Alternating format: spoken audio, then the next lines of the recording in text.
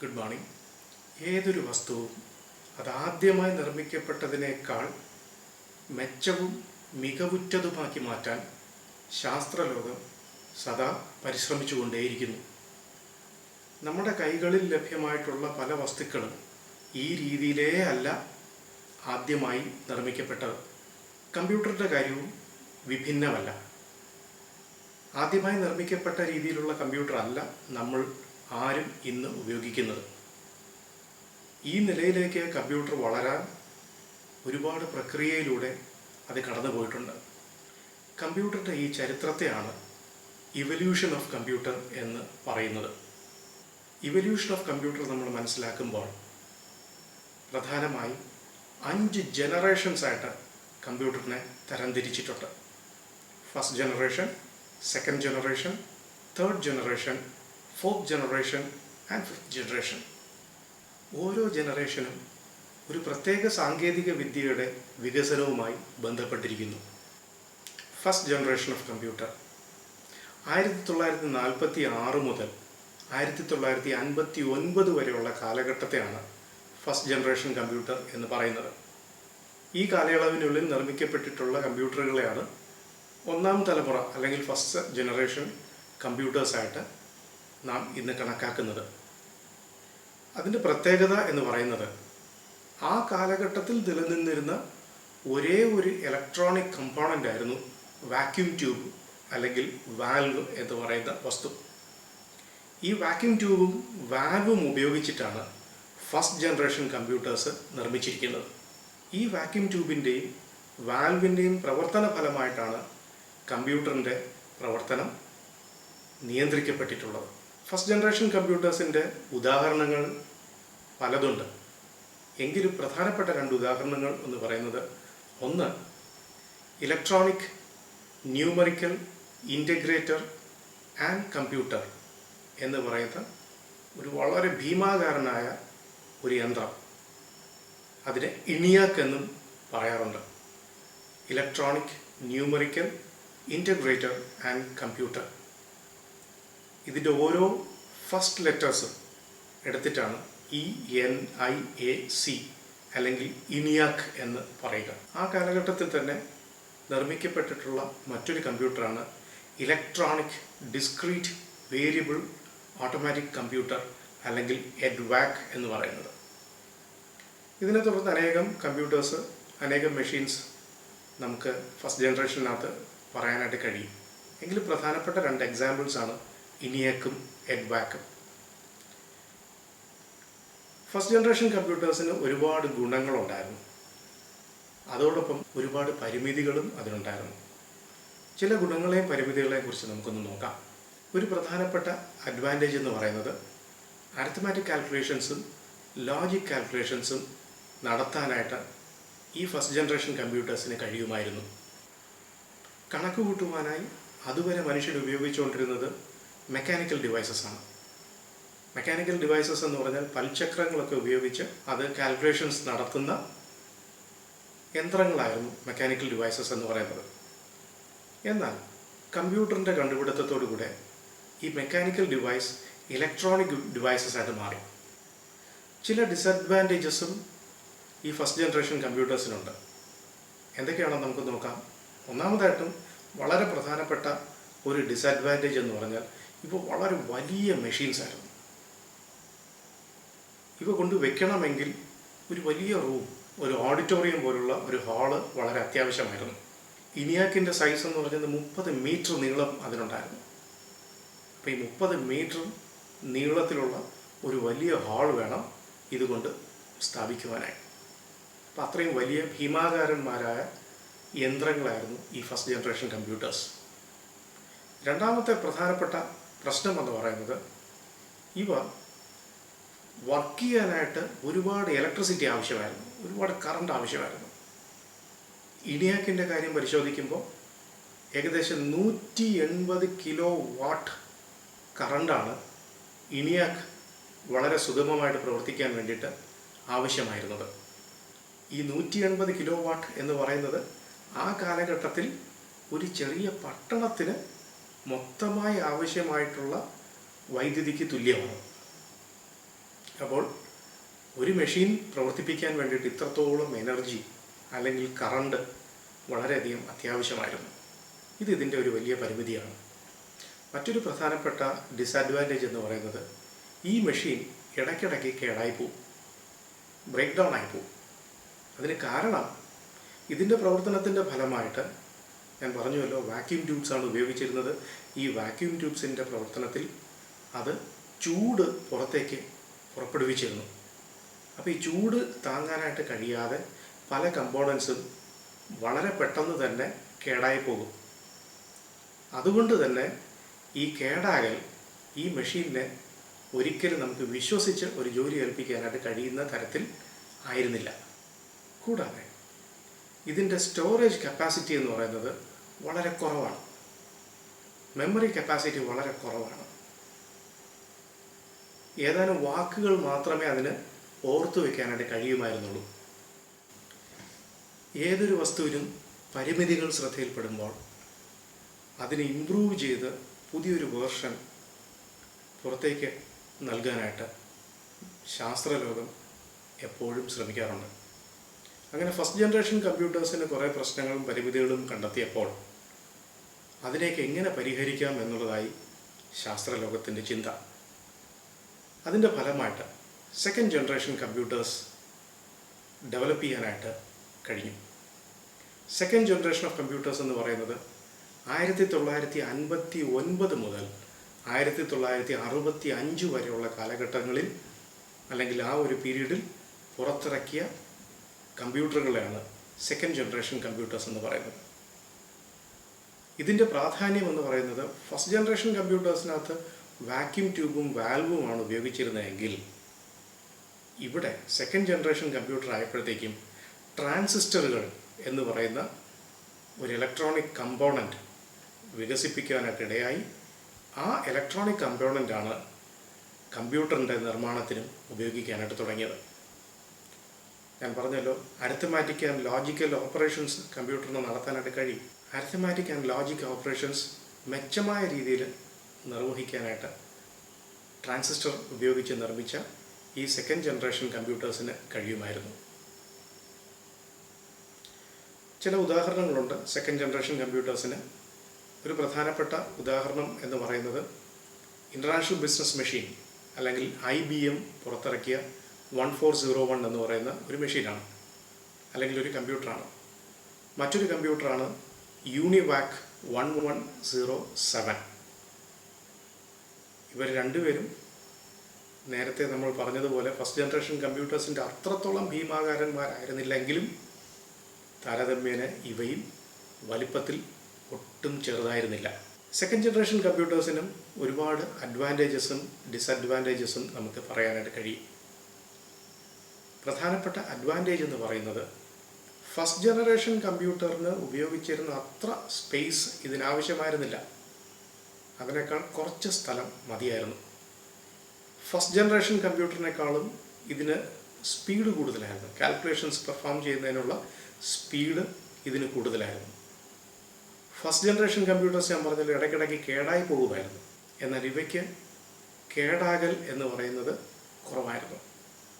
അല്ലെങ്കിൽ first generation കമ്പ്യൂട്ടേഴ്സിൻ്റെ അത്രയ്ക്ക് ഇത് കേടായി പോകില്ലായിരുന്നു. കുറച്ചുകൂടെ ഡിപ്പെൻഡബിളാണ്, റിലയബിളാണ്. ഫസ്റ്റ് ജനറേഷൻ കമ്പ്യൂട്ടറിന് ഒരുപാട് പവർ ആവശ്യമായിരുന്നു. എന്നാൽ അവയുമായി കമ്പയർ ചെയ്യുമ്പോൾ സെക്കൻഡ് ജനറേഷൻ കമ്പ്യൂട്ടറിന് അത്രത്തോളം കറണ്ടിൻ്റെ ആവശ്യം അല്ലെങ്കിൽ പവറിൻ്റെ ആവശ്യം ഇല്ലായിരുന്നു. കുറച്ച് മതി ഇതിൻ്റെ കറണ്ട് എന്ന് പറയുന്നത്. മാത്രമല്ല ഫസ്റ്റ് ജനറേഷൻ കമ്പ്യൂട്ടർ ഒരുപാട് ചൂട് പുറന്തള്ളിയിരുന്നു. എന്നാൽ സെക്കൻഡ് ജനറേഷൻ കമ്പ്യൂട്ടർ ആയപ്പോഴത്തേക്കും ഇത് പുറന്തള്ളുന്ന ചൂടും കുറഞ്ഞു. ഫസ്റ്റ് ജനറേഷൻ കമ്പ്യൂട്ടറിനേക്കാളും ഇതിന് സ്റ്റോറേജ് കപ്പാസിറ്റിയും അധികമായിരുന്നു. ഇതൊക്കെ സെക്കൻഡ് ജനറേഷൻ കമ്പ്യൂട്ടേഴ്സിൻ്റെ അഡ്വാൻറ്റേജസ് ആയിട്ട് നമുക്ക് കാണാൻ കഴിയുമ്പോഴും ഇതിന് കുറേ ഡിസഡ്വാൻറ്റേജസും ഉണ്ടായിരുന്നു. ഫസ്റ്റ് ജനറേഷൻ കമ്പ്യൂട്ടറിൻ്റെ അത്രത്തോളം ചൂട് ഇത് പുറന്തള്ളിയിരുന്നില്ല എന്നത് ശരി തന്നെ. എന്നാൽ ഇവയ്ക്കും ചൂട് കുറവല്ല.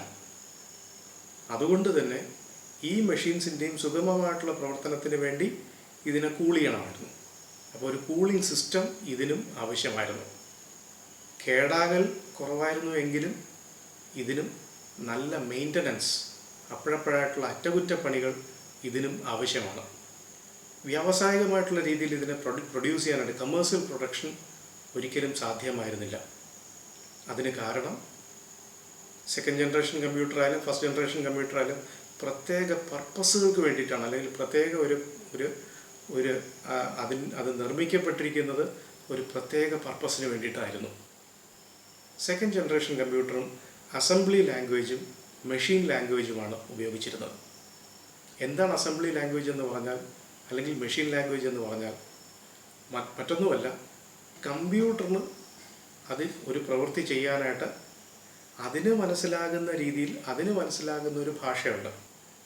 കമ്പ്യൂട്ടർ അതിൻ്റെ ഓരോ ഇലക്ട്രോണിക് പാർട്ടുകളിലൂടെയും നിശ്ചിത അളവിലും രീതിയിലും ഇലക്ട്രോണിക് സിഗ്നൽസ് കടത്തിവിട്ടാണ് ഓരോ കാൽക്കുലേഷനിലും അത് നിർവഹിച്ച് റിസൾട്ട് തരുന്നത്. അപ്പോൾ ഇത് ഏതൊക്കെ രീതിയിൽ എങ്ങനെയൊക്കെ ചെയ്യണം എന്നുള്ളത് അതിന് മാത്രം മനസ്സിലാകുന്ന ഒരു ഭാഷയിൽ നമ്മൾ പറഞ്ഞു കൊടുക്കണം, എങ്കിലേ നമ്മൾ വിചാരിക്കുന്ന റിസൾട്ട് അതിന് കിട്ടുകയുള്ളൂ. അപ്പോൾ അത് മനുഷ്യന് മനസ്സിലാകുന്ന ഒരു ഭാഷയല്ല, മെഷീൻസിന് മാത്രം മനസ്സിലാകുന്ന ഒരു ഭാഷയാണ്. ആ ഭാഷയാണ് അസംബ്ലി ലാംഗ്വേജ് എന്നും അല്ലെങ്കിൽ മെഷീൻ ലാംഗ്വേജ് എന്ന് പറയുന്നത്. നമ്മൾ നോക്കിക്കഴിഞ്ഞാൽ ചില സിംബൽസ് മാത്രമായിരിക്കും നമുക്കതിൽ നിന്ന് കാണാനായിട്ട് കഴിയുക, അല്ലെങ്കിൽ 0, 1 എന്ന 2 ഡിജിറ്റ്സ് മാത്രമായിരിക്കും നമുക്ക്, 2 അക്കങ്ങൾ മാത്രമായിരിക്കും നമുക്ക് കാണാനായിട്ട് കഴിയുക. എന്നാൽ കമ്പ്യൂട്ടറിന് ഈ അക്കങ്ങൾ വെച്ചും ഈ സിംബൽസ് വെച്ചുമാണ് അതിന് മനസ്സിലാവുന്ന ഭാഷ രൂപപ്പെടുത്തിയിട്ടുള്ളത്. അപ്പോൾ അസംബ്ലി ലാംഗ്വേജിലേക്ക് നമ്മൾ തന്നെ ഇരുന്ന് എഴുതി അതിന് ഡേറ്റ ഫീഡ് ചെയ്തെങ്കിൽ മാത്രമേ നമ്മൾ ഉദ്ദേശിക്കുന്ന റിസൾട്ട് ഈ കമ്പ്യൂട്ടറിൽ നിന്നും ലഭ്യമാകുമായിരുന്നുള്ളൂ. വീണ്ടും പരിമിതികൾ കണ്ടെത്തുമ്പോൾ മെച്ചമായത് മനുഷ്യൻ നിർമ്മിക്കും. അതെ, തേർഡ് ജനറേഷൻ കമ്പ്യൂട്ടേഴ്സ് അങ്ങനെ യാഥാർത്ഥ്യമായി. 1965 മുതൽ 1970 വരെയുള്ള കാലഘട്ടങ്ങളിൽ നിർമ്മിക്കപ്പെട്ടിട്ടുള്ള മെഷീൻസിനെയാണ്, അല്ലെങ്കിൽ കമ്പ്യൂട്ടേഴ്സിനെയാണ് തേർഡ് ജനറേഷൻ കമ്പ്യൂട്ടേഴ്സ് എന്ന് പറയുന്നത്. ഇതിൻ്റെ പ്രത്യേകത എന്ന് പറയുന്നത്, നമ്മൾ ഫസ്റ്റ് ജനറേഷൻ കമ്പ്യൂട്ടേഴ്സിനകത്ത് പറഞ്ഞു വാൽവ്സും വാക്യൂം ട്യൂബ്സുമാണ് അതിൻ്റെ പ്രധാന കമ്പോണൻസ്. സെക്കൻഡ് ജനറേഷൻ കമ്പ്യൂട്ടേഴ്സിനകത്ത് ട്രാൻസിസ്റ്റേഴ്സ് ആയിരുന്നു അതിൻ്റെ പ്രധാന കമ്പോണൻറ്റ്. എന്നാൽ തേർഡ് ജനറേഷൻ കമ്പ്യൂട്ടർ ആയപ്പോൾ ഇതിനെ രണ്ടിനെയും മാറ്റി പകരം മോണോലിത്തിക് ഇൻ്റഗ്രേറ്റഡ് സർക്യൂട്ട് എന്ന് പറയുന്ന ഒരു പുതിയ വസ്തു അവിടെ ഇടം പിടിച്ചു. ഈ മോണോലിത്തിക് ഇൻ്റഗ്രേറ്റഡ് സർക്യൂട്ട് എന്ന് പറയുന്നത് നമ്മൾ ഇന്ന് കാണുന്ന ICയുടെ പൂർവികനാണ്, അല്ലെങ്കിൽ ആദ്യമായി നിർമ്മിക്കപ്പെട്ട IC ആണ് മോണോലിത്തിക് IC എന്ന് പറയുന്നത്. മോണോലിത്തിക് IC ഉപയോഗിച്ചിട്ടാണ് തേർഡ് ജനറേഷൻ കമ്പ്യൂട്ടേഴ്സ് നിർമ്മിച്ചിരിക്കുന്നത്. ഒരു മോണോലിത്തിക് ICക്ക് ആയിരക്കണക്കിന് ട്രാൻസിസ്റ്റേഴ്സ് ചെയ്യുന്ന, അല്ലെങ്കിൽ അതിനേക്കാൾ അധികം വാക്യൂം ട്യൂബും വാൽവും ചെയ്യുന്ന പ്രവർത്തനങ്ങൾ ഒറ്റ മോണോലിത്തിക് IC ഉപയോഗിച്ച് നിർവഹിക്കുവാനായിട്ട് കഴിഞ്ഞിരുന്നു.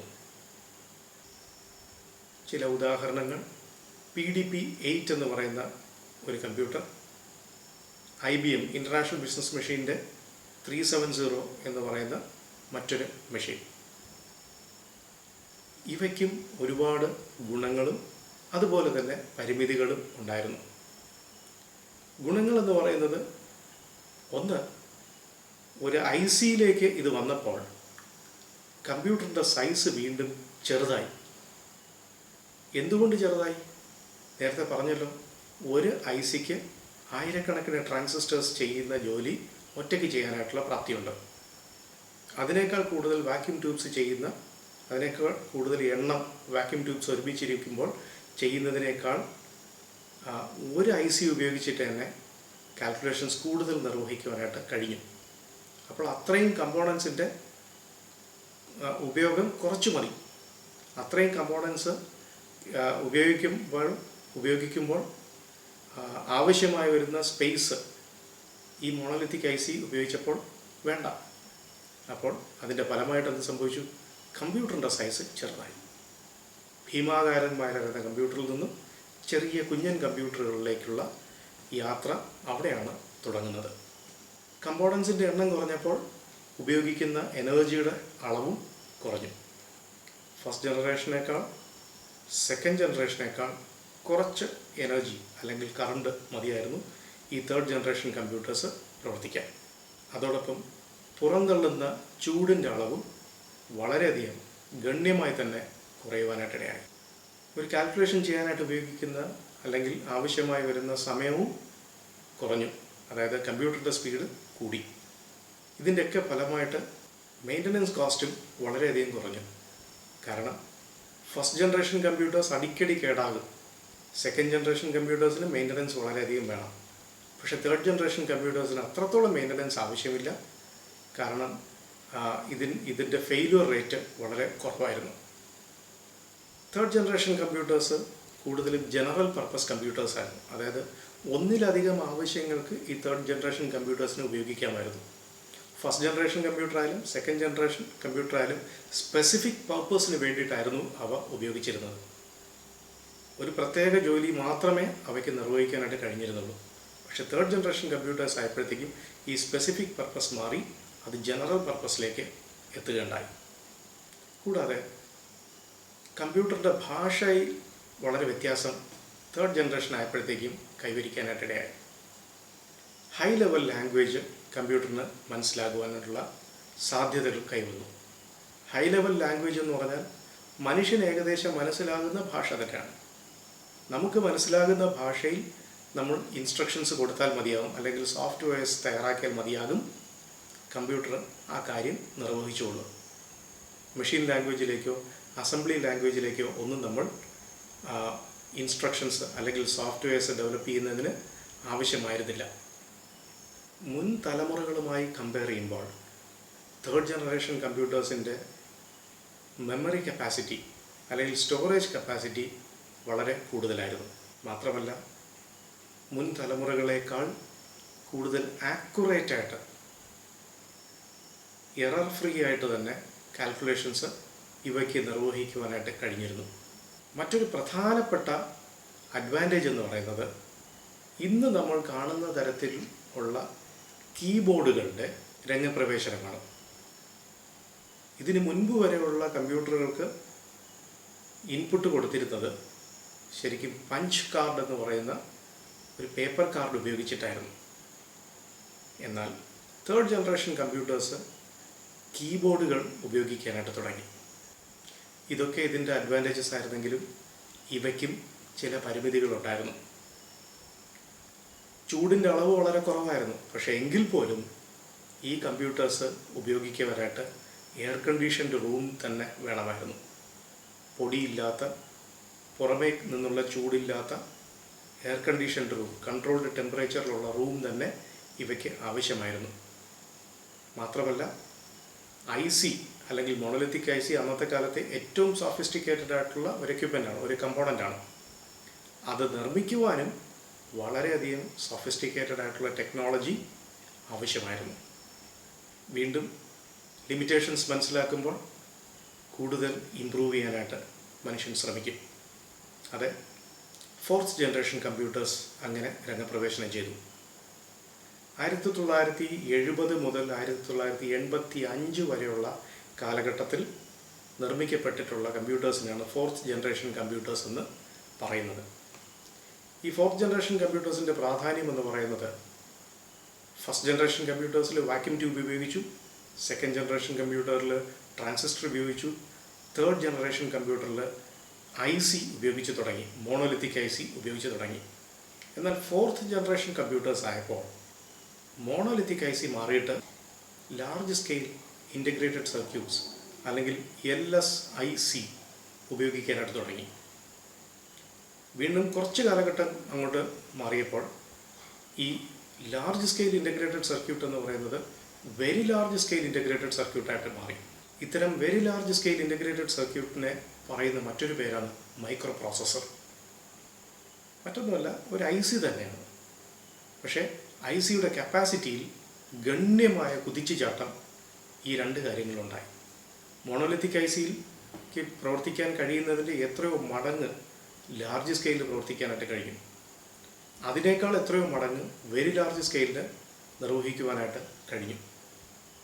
അപ്പോൾ ലാർജ് സ്കെയിൽ ഇൻ്റഗ്രേറ്റഡ് സർക്യൂട്ടും വെരി ലാർജ് സ്കെയിൽ ഇൻ്റഗ്രേറ്റഡ് സർക്യൂട്ട്സുമാണ് 4th ജനറേഷൻ കമ്പ്യൂട്ടേഴ്സിനകത്ത് അതിൻ്റെ പ്രവർത്തനത്തെ നിയന്ത്രിക്കുവാൻ വേണ്ടിയിട്ട് ഉപയോഗിച്ചിരുന്ന കമ്പോണൻസ്. ഒരു മൈക്രോ പ്രോസസ്സർ എന്ന് പറയുന്നത് ഒരു കമ്പ്യൂട്ടറിൻ്റെ എല്ലാ പ്രവർത്തനങ്ങളും കൂടുതൽ സ്പീഡിൽ നിർവഹിക്കുവാനായിട്ട് ശേഷിയുള്ള ഒരു സിംഗിൾ ചിപ്പാണ്. 4th generation കമ്പ്യൂട്ടേഴ്സിൻ്റെ 2 എക്സാമ്പിൾസാണ്. ഒന്ന് DEC VT100. ആ പിക്ചർ കാണുമ്പോൾ തന്നെ നിങ്ങൾക്ക് മനസ്സിലാവും, ഒരു കുഞ്ഞൻ കമ്പ്യൂട്ടറാണ്. നമ്മുടെയൊക്കെ മേശപ്പുറത്ത് വെക്കാനായിട്ട് കഴിയുന്ന അത്രത്തോളം ചെറിയ ഒരു മെഷീൻ. എന്നാൽ കൂടുതൽ കോംപ്ലക്സ് ആയിട്ടുള്ള കാര്യങ്ങൾ ചെയ്യാനായിട്ട് അന്നും മെയിൻ ഫ്രെയിം സിസ്റ്റംസ് ഉണ്ടായിരുന്നു. അതിൻ്റെ ഒരു എക്സാമ്പിളാണ് PDP-11. 4th ജനറേഷൻ കമ്പ്യൂട്ടേഴ്സിനും ഒരുപാട് അഡ്വാൻറ്റേജസും അതോടൊപ്പം തന്നെ ചില പരിമിതികളും ഉണ്ടായിരുന്നു. അഡ്വാൻറ്റേജസ് നമുക്കൊന്ന് നോക്കാം. ഒന്നാമതായിട്ട് സ്മോൾ സൈസായിരുന്നു. രണ്ടാമത്തെ പ്രത്യേകത എന്ന് പറയുന്നത് ഈ കമ്പ്യൂട്ടറുകളുടെ വിലയും വളരെ കുറവായിരുന്നു. കൂടുതൽ കോമ്പാക്റ്റാണ്. മാത്രമല്ല 3rd ജനറേഷനേക്കാൾ ഫാസ്റ്ററാണ്, സ്പീഡ് കൂടുതലാണ്. കൂടാതെ 3rd ജനറേഷനേക്കാളും നമുക്ക് റിലയബിളുമാണ്. അന്നുണ്ടായിരുന്ന technology very large scale integrated circuits ആയിരുന്നു. 3rd ജനറേഷൻ കമ്പ്യൂട്ടേഴ്സ് തന്നെ ഓൾമോസ്റ്റ് ജനറൽ പർപ്പസ് ആയിരുന്നു. കാരണം ഒന്നിലധികം ആവശ്യങ്ങൾക്ക് ഉപയോഗിക്കാൻ കഴിയുന്ന കമ്പ്യൂട്ടേഴ്സായിരുന്നു. 4th ജനറേഷൻ ആയപ്പോൾ അത് തികച്ചും ജനറൽ പർപ്പസ് കമ്പ്യൂട്ടറുകൾ ആയിട്ട് മാറി. അതുകൊണ്ട് തന്നെ ഇവയെ വ്യാവസായികമായിട്ട് പ്രൊഡ്യൂസ് ചെയ്യാനായിട്ട് തുടങ്ങി. Commercial production 4th generation computers മുതലാണ് ആരംഭിക്കുന്നത്. കുറേ അഡ്വാൻറ്റേജസ് ഇതിനുണ്ടായിരുന്നുവെങ്കിലും ചില പരിമിതികൾ ഇതിനും ഉണ്ടായിരുന്നു.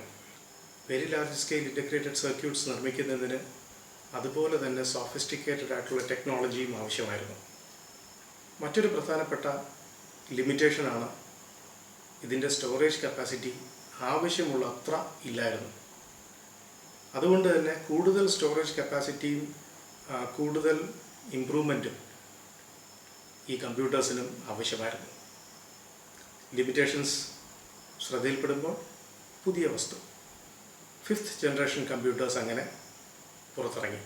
1985 മുതൽ ഇന്ന് വരെയും നിലവിലുള്ള കമ്പ്യൂട്ടേഴ്സിനെയാണ് 5th ജനറേഷൻ കമ്പ്യൂട്ടേഴ്സ് എന്ന് പറയുന്നത്. 1st ജനറേഷൻ കമ്പ്യൂട്ടർ വാൽവും വാക്യൂം ട്യൂബും ഉപയോഗിച്ചു.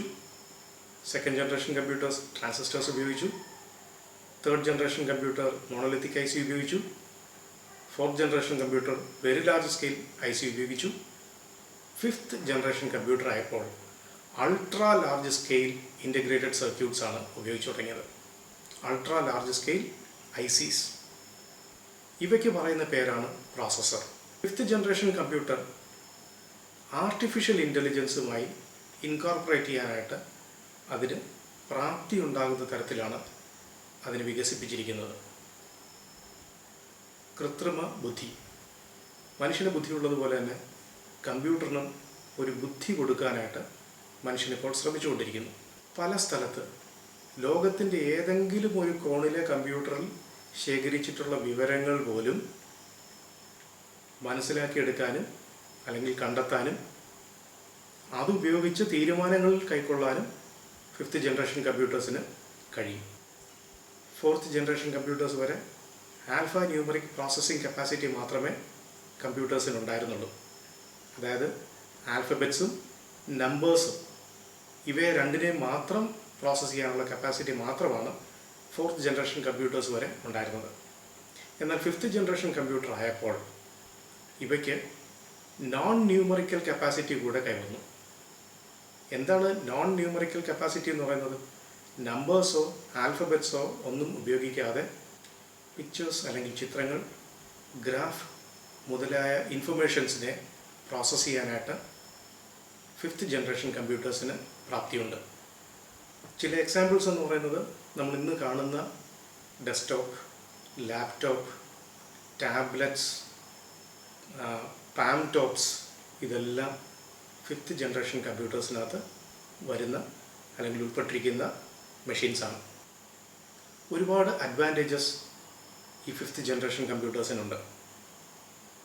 പ്രധാനപ്പെട്ട അഡ്വാൻറ്റേജ് എന്ന് പറയുന്നത് നമ്മൾ സൂചിപ്പിച്ചുവല്ലോ, അൾട്രാ ലാർജ് സ്കെയിൽ ഇൻ്റഗ്രേഷൻ ആണ് ഇതിനകത്ത് ഉപയോഗിച്ചിട്ടുള്ള ടെക്നോളജി. ആർട്ടിഫിഷ്യൽ ഇൻ്റലിജൻസിന് കപ്പാസിറ്റി ഉള്ള കമ്പ്യൂട്ടേഴ്സാണ് ഫിഫ്ത്ത് ജനറേഷൻ കമ്പ്യൂട്ടേഴ്സ്. നാച്ചുറൽ ലാംഗ്വേജിനെ തന്നെ അതിന് പ്രോസസ്സ് ചെയ്യാനായിട്ട് കഴിയുന്നു. ലോ ലെവൽ ലാംഗ്വേജോ മെഷീൻ ലാംഗ്വേജോ അസംബ്ലി ലാംഗ്വേജോ ഒന്നും തന്നെ ഈ കമ്പ്യൂട്ടറുകളെ നിയന്ത്രിക്കാനായിട്ട് ആവശ്യമില്ല. മനുഷ്യർ തമ്മിൽ സംസാരിക്കുന്ന ലാംഗ്വേജിനെ പോലും റെക്കഗ്നൈസ് ചെയ്ത് അല്ലെങ്കിൽ സ്പീച്ച് ഇൻപുട്ട് പോലും എടുത്ത് ഈ കമ്പ്യൂട്ടേഴ്സിന് പ്രവർത്തിക്കാനായിട്ട് കഴിയുന്നു. പാരലൽ പ്രോസസ്സിംഗ് ഈ കമ്പ്യൂട്ടേഴ്സിന് കഴിയും. മൾട്ടി ടാസ്കിങ്, ഒരു ജോലി ചെയ്യുന്നതിനോടൊപ്പം തന്നെ മറ്റൊരു ജോലി. ഒരു കാര്യം നമ്മൾ ടൈപ്പ് ചെയ്ത് പ്രിൻ്റ് എടുക്കുന്നതിനോടൊപ്പം തന്നെ പാട്ട് കേൾക്കാനും നമുക്ക് കഴിയും. മൾട്ടി ടാസ്കിങ് അല്ലെങ്കിൽ പാരലൽ പ്രോസസ്സിംഗ് ഈ സിസ്റ്റംസിന് അല്ലെങ്കിൽ ഫിഫ്ത്ത് ജനറേഷൻ കമ്പ്യൂട്ടേഴ്സിന് കഴിയുന്നു. മറ്റൊരു പ്രധാനപ്പെട്ട അഡ്വാൻറ്റേജ് എന്ന് പറയുന്നത് ഒരുപാട് മൾട്ടിമീഡിയ ഇൻ്റർഫേസസ് ഇപ്പോൾ ഫിഫ്ത്ത് ജനറേഷൻ കമ്പ്യൂട്ടേഴ്സിനകത്ത് ഉൾപ്പെടുത്തിയിട്ടുണ്ട്. മൾട്ടിമീഡിയ എന്ന് പറയുമ്പോൾ ഒരേ സമയം തന്നെ ഒന്നിലധികം mediums, audio, video, text, pictures, graphs, ഇങ്ങനെ പല മീഡിയംസ് ഒരേ സമയം ഹാൻഡിൽ ചെയ്യാനായിട്ടുള്ള കപ്പാസിറ്റി ഫിഫ്ത്ത് ജനറേഷൻ കമ്പ്യൂട്ടേഴ്സിനകത്തുണ്ട്. കൂടുതൽ പ്രവർത്തന മികവും ശേഷിയുമുള്ള അതേസമയം തന്നെ ചെറിയ സൈസിലുള്ള കമ്പ്യൂട്ടേഴ്സ് ഇന്ന് വളരെ ചീപ്പ് റേറ്റിന് ഏതൊരു സാധാരണക്കാരനും വാങ്ങാനായിട്ട് കഴിയുന്ന വിലയിൽ ഇന്ന് വിപണിയിൽ ലഭ്യമാണ്. ഫിഫ്ത്ത് ജനറേഷൻ കമ്പ്യൂട്ടേഴ്സിന് കൂടുതൽ കോംപ്ലക്സ് ആയിട്ടുള്ള കാൽക്കുലേഷൻസ്, ഉദാഹരണത്തിന് ഡിസിഷൻ മേക്കിംഗ് പോലും കൃത്യമായിട്ടുള്ള ഇൻസ്ട്രക്ഷൻസ് കൊടുത്തു കഴിഞ്ഞാൽ ഒരു തീരുമാനം കൈക്കൊണ്ട് അതൊരു ഡിസിഷനായിട്ട് തന്നെ ഔട്ട്പുട്ട് തരാനായിട്ടുള്ള ശേഷിയുള്ള കമ്പ്യൂട്ടേഴ്സാണ് ഫിഫ്ത്ത് ജനറേഷൻ കമ്പ്യൂട്ടേഴ്സ്. മറ്റേതൊരു ജനറേഷൻ കമ്പ്യൂട്ടറുമായിട്ട് താരതമ്യം ചെയ്യുമ്പോഴും ഫിഫ്ത്ത് ജനറേഷൻ കമ്പ്യൂട്ടേഴ്സ് സ്പീഡ് കൂടുതലുള്ള അല്ലെങ്കിൽ ഫാസ്റ്ററായിട്ടുള്ള ഒരു കമ്പ്യൂട്ടറാണ് അല്ലെങ്കിൽ കമ്പ്യൂട്ടേഴ്സാണ്. കൂടാതെ മറ്റ് ജനറേഷൻ കമ്പ്യൂട്ടറിനേക്കാളും ചെറുതുമാണ്. മാത്രമല്ല fifth generation computers maintenance free എന്ന് വേണമെങ്കിൽ നമുക്ക് പറയാം. അഥവാ എന്തെങ്കിലും മെയിൻ്റനൻസ് വന്നാലും വളരെ എളുപ്പത്തിൽ ഇതിനെ നന്നാക്കിയെടുക്കാൻ, റിപ്പയർ ചെയ്തെടുക്കാനായിട്ട് നമുക്ക് കഴിയും. ഇതൊക്കെ ഇതിൻ്റെ അഡ്വാൻറ്റേജസ് ആണെങ്കിലും ഈ കമ്പ്യൂട്ടേഴ്സിനും ചില ഡിസഡ്വാൻറ്റേജസ് ഉണ്ട്. ഒരു പ്രധാനപ്പെട്ട ഡിസഡ്വാൻറ്റേജ് എന്ന് പറയുന്നത് മുൻപ് മനുഷ്യൻ നടത്തിക്കൊണ്ടിരുന്ന ഒരുപാട് പ്രവർത്തനങ്ങൾ ഇന്ന് കമ്പ്യൂട്ടറാണ് നിർവഹിക്കുന്നത്. അതായത് ഹ്യൂമൻ റിസോഴ്സിൻ്റെ ആവശ്യം കുറഞ്ഞു വരുന്നു. അതുകൊണ്ട് തന്നെ ഒരു ഉദാഹരണം, 10 വ്യക്തികൾ ഒരുമിച്ച് ചേർന്ന് നിർവഹിച്ചിരുന്ന ഒരു പ്രവർത്തനം ഒരു കമ്പ്യൂട്ടറും ഉണ്ടെങ്കിൽ ഇന്ന് നിർവഹിക്കാനായിട്ട് കഴിയും. ഈ കമ്പ്യൂട്ടറിനെ പ്രവർത്തിപ്പിക്കാൻ ഒരു വ്യക്തി മാത്രം മതി. അപ്പോൾ 10 പേർ ജോലി ചെയ്തിരുന്നിടത്ത് ഒരാളിൻ്റെ ആവശ്യമേ ഹ്യൂമൻ റിസോഴ്സായിട്ട് ആവശ്യം വരുന്നുള്ളൂ. എന്താണ് ഇതിൻ്റെ പ്രശ്നം? ഒരുപക്ഷെ അൺഎംപ്ലോയബിലിറ്റി വർദ്ധിക്കാനായിട്ടുള്ളൊരു സാധ്യത ഇത് കാരണമുണ്ട്. മറ്റൊരു പ്രധാന പ്രശ്നം മനുഷ്യൻ്റെ ബ്രെയിനിനെ അല്ലെങ്കിൽ ചിന്താശേഷിക്ക് ഇത് കാര്യമായിട്ടുള്ള പ്രശ്നങ്ങൾ ഉണ്ടാക്കുന്നു എന്നുള്ളതാണ്. ഒരു ഉദാഹരണം പറയാം. നമ്മളൊരു കടയിൽ പോയി കുറേ സാധനങ്ങൾ വാങ്ങിച്ചു. സാധനങ്ങൾ വാങ്ങിയതിന് ശേഷം കടക്കാരന് നമ്മൾ ഒരു കറൻസി നോട്ട് എടുത്ത് കൊടുത്തു. കടക്കാരൻ എന്ത് ചെയ്യും? അദ്ദേഹം കാൽക്കുലേറ്ററിൽ കണക്ക് കൂട്ടി നോക്കും എത്രയായി എന്ന്. കൂടാതെ നമ്മൾ കൊടുത്ത കറൻസി നോട്ടിൽ നിന്ന് എത്ര രൂപ നമുക്ക് ബാലൻസ് തരാനുണ്ടെന്നുള്ളതും അദ്ദേഹം കാൽക്കുലേറ്ററിലായിരിക്കും കാൽക്കുലേറ്റ് ചെയ്യാനായിട്ട് ശ്രമിക്കുക. അപ്പോൾ ഇത് സ്വാഭാവികമായിട്ട് മനുഷ്യനുണ്ടാകുന്ന ഒരു ചിന്താശേഷിയും കാൽക്കുലേറ്റ് ചെയ്യാനുള്ള capacity, numerical ability, logical ability ഈ തരത്തിൽ മെഷീൻസിനെ ഡിപ്പെൻഡ് ചെയ്യുന്നതുകൊണ്ട് അല്ലെങ്കിൽ കമ്പ്യൂട്ടറിനെ ഡിപ്പെൻഡ് ചെയ്യുന്നതുകൊണ്ട്, അതുമല്ലെങ്കിൽ ഒരു സാധാരണ കാൽക്കുലേറ്ററിനെ ആണെങ്കിൽ പോലും അതിനെ ഡിപ്പെൻഡ് ചെയ്യുന്നതുകൊണ്ട് മനുഷ്യൻ്റെ കപ്പാസിറ്റി കുറഞ്ഞു വരും. ഈ സെഷൻ നമ്മൾ കൺക്ലൂഡ് ചെയ്യാനായിട്ട് പോകുന്നു. പ്രധാനപ്പെട്ട പോയിൻറ്റ്സ് ഒന്നുകൂടെ നമുക്കൊന്ന് റിവൈസ് ചെയ്യാം. 1 മുതൽ 5 വരെയുള്ള കമ്പ്യൂട്ടർ ജനറേഷൻസിൽ നമുക്ക് ടെക്നോളജിയിൽ വന്ന വ്യത്യാസം എന്ന് പറയുന്നത്, ഫസ്റ്റ് ജനറേഷൻ കമ്പ്യൂട്ടേഴ്സിൽ വാൽവും വാക്യൂം ട്യൂബും ഉപയോഗിച്ചു. സെക്കൻഡ് ജനറേഷൻ കമ്പ്യൂട്ടേഴ്സിൽ ട്രാൻസിസ്റ്റേഴ്സ് ഉപയോഗിച്ചു. തേർഡ് ജനറേഷൻ കമ്പ്യൂട്ടറിൽ മോണോലിത്തിക് IC ഉപയോഗിച്ചു. ഫോർത്ത് ജനറേഷൻ കമ്പ്യൂട്ടറിൽ ലാർജ് സ്കെയിൽ ICയും വെരി ലാർജ് സ്കെയിൽ ICയും ഉപയോഗിച്ചു. ഫിഫ്ത്ത് ജനറേഷൻ കമ്പ്യൂട്ടറിൽ അൾട്രാ ലാർജ് സ്കെയിൽ IC അല്ലെങ്കിൽ പ്രോസസ്സേഴ്സാണ് ഉപയോഗിച്ചിരിക്കുന്നത്. രണ്ടാമത് പ്രധാനപ്പെട്ട ഒരു ചേഞ്ച് എന്ന് പറയുന്നത് സൈസിലാണ്. ഫസ്റ്റ് ജനറേഷൻ കമ്പ്യൂട്ടർ വളരെ ഭീമാകാരന്മാരായിരുന്ന കമ്പ്യൂട്ടേഴ്സ് ആയിരുന്നു. ഏകദേശം 30 മീറ്റർ നീളം ആ കമ്പ്യൂട്ടറിനുണ്ടായിരുന്നു. അത് കൊണ്ട് സ്ഥാപിക്കണമെങ്കിൽ ഏകദേശം 1800 സ്ക്വയർ ഫീറ്റ് വിസ്തീർണമുള്ള ഒരു ഹാൾ ആവശ്യമായിരുന്നു. 1800 സ്ക്വയർ ഫീറ്റ് എന്ന് പറയുന്നത് ഇന്നത്തെ കാലത്ത് നമ്മുടെ ഒരു സാധാരണ ഒരു മീഡിയം സൈസിലുള്ള വീടിനെത്ര വരും, അത്രയും വലിപ്പം ഈ കമ്പ്യൂട്ടറിന് ഉണ്ടായിരുന്നു. എന്നാൽ ഫിഫ്ത്ത് ജനറേഷൻ കമ്പ്യൂട്ടറിലേക്ക് എത്തിയപ്പോൾ നമ്മുടെ കൈവെള്ളയ്ക്കകത്ത് ഒതുങ്ങുന്ന പാം ടോപ്പ് കമ്പ്യൂട്ടേഴ്സ് ആയി ഈ ഭീമാകാരന്മാർ ചുരുങ്ങി അല്ലെങ്കിൽ ചെറുതായി വന്നു. മൂന്നാമത്തെ പ്രധാനപ്പെട്ട ചേഞ്ച് എന്ന് പറയുന്നത് അതിൻ്റെ സ്പീഡാണ്. ഇനിയാക്ക് എന്ന ഫസ്റ്റ് ജനറേഷൻ കമ്പ്യൂട്ടറിന് ഒരു സെക്കൻഡിൽ 5000 അഡീഷൻസ് അല്ലെങ്കിൽ 357 മൾട്ടിപ്ലിക്കേഷൻസ്, അതുമല്ലെങ്കിൽ 38 ഡിവിഷൻസ് മാത്രമാണ് ചെയ്യാനായിട്ടുള്ള കപ്പാസിറ്റി ഉണ്ടായിരുന്നത്. ഓഫ്കോഴ്സ് മനുഷ്യനേക്കാൾ കൂടുതൽ കപ്പാസിറ്റി അതിനൊന്നുണ്ടായിരുന്നു. എങ്കിൽ പോലും ഇന്നത്തെ കമ്പ്യൂട്ടറിൻ്റെ സ്പീഡ് എന്ന് പറയുന്നത് ഏകദേശം ഒരു സെക്കൻഡിൽ 1 ബില്യൺ കാൽക്കുലേഷൻസിനേക്കാൾ കൂടുതലാണ്. അപ്പോൾ സ്പീഡ് വളരെയധികം വർദ്ധിച്ചു എന്നത് എടുത്തു പറയേണ്ട ഒരു കാര്യമാണ്. മറ്റൊരു പ്രധാനപ്പെട്ട ചേഞ്ച് എന്ന് പറയുന്നത് ലാംഗ്വേജ് ആണ്.